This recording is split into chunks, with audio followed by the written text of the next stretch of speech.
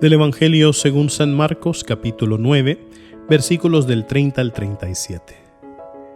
En aquel tiempo Jesús y sus discípulos atravesaban Galilea, pero él no quería que nadie lo supiera porque iba enseñando a sus discípulos. Les decía: el Hijo del Hombre va a ser entregado en manos de los hombres. Le darán muerte y 3 días después de muerto resucitará. Pero ellos no entendían aquellas palabras y tenían miedo de pedir explicaciones. Llegaron a Cafarnaúm y una vez en casa les preguntó: ¿de qué discutían por el camino? Pero ellos se quedaron callados porque en el camino habían discutido sobre quién de ellos era el más importante. Entonces Jesús se sentó, llamó a los 12 y les dijo: si alguno quiere ser el primero, que sea el último de todos y el servidor de todos.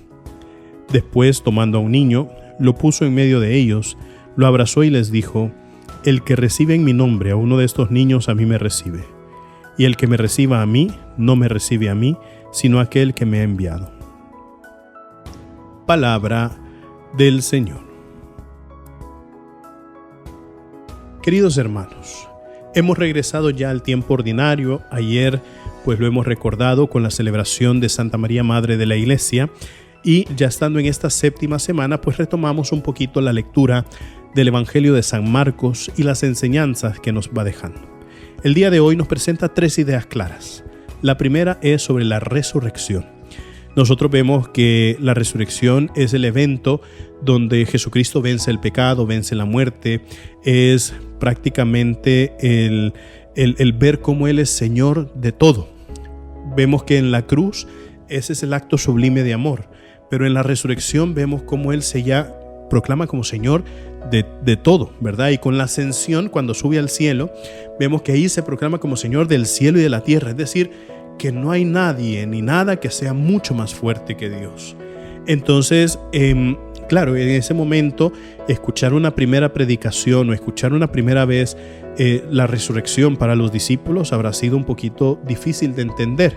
Sin embargo, es aquí donde también hay que ponerle atención, que son cositas que nosotros tenemos que tenerlas claras en nuestro interior. A veces nosotros, queridos hermanos, los conceptos de la iglesia sabemos cuáles son. Podríamos incluso dar una lista sobre cuáles son los acontecimientos importantes que aparecen o que narra la Escritura. Podríamos dar una lista de qué es lo importante en la vida de la iglesia, pero definirlo, ya eso nos cuesta.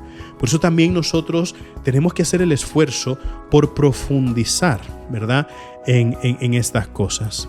Hace poco yo me acuerdo que predicaba en una Santa Misa, ¿no?, sobre que nosotros estamos viviendo un tiempo de gracia, que es un tiempo que nos está preparando para vivir el jubileo del próximo año.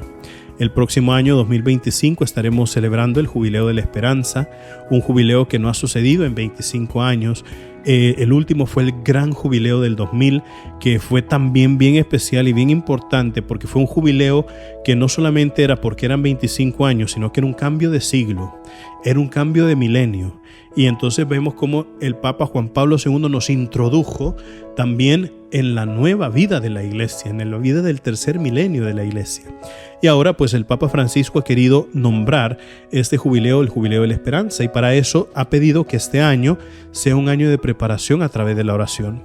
Pero si nosotros no sabemos orar, queridos hermanos, ¿cómo vamos a superar ese desafío de la oración? Es por eso que ahí tenemos que recordar lo que los discípulos le preguntaban a Jesús: Señor, enséñanos a orar. Y así vamos a entender y profundizar también el deseo de querer conocer las verdades de fe, los eventos importantes de la Escritura, y saber explicarlo y transmitirlo a los demás, y lo mismo de la iglesia.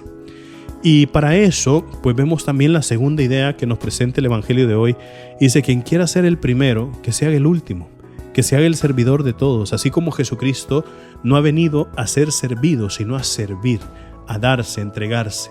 Pero esa es la esencia del amor, ¿no? Cuando nosotros definimos el acto de amar, ¿verdad? El acto de amar es desearle el bien al otro. Y entonces, si yo te quiero amar a ti, entonces quiero desearte el bien.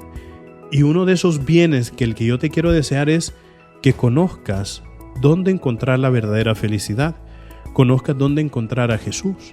Y por eso yo me vuelvo tu servidor, me vuelvo también alguien que se dona, se entrega a ti, porque así como Jesucristo se ha entregado a mí, pues yo también me tengo que entregar a los demás.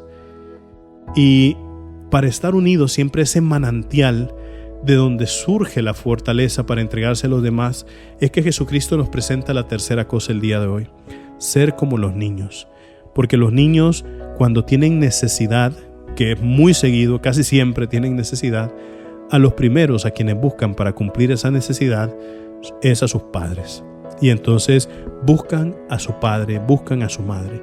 Y de esa misma manera, cuando nosotros nos comportamos como niños, lo que vamos a hacer es buscar a Dios. Recuerden, mis queridísimos hermanos, nosotros somos lo máximo para Cristo. Así sea.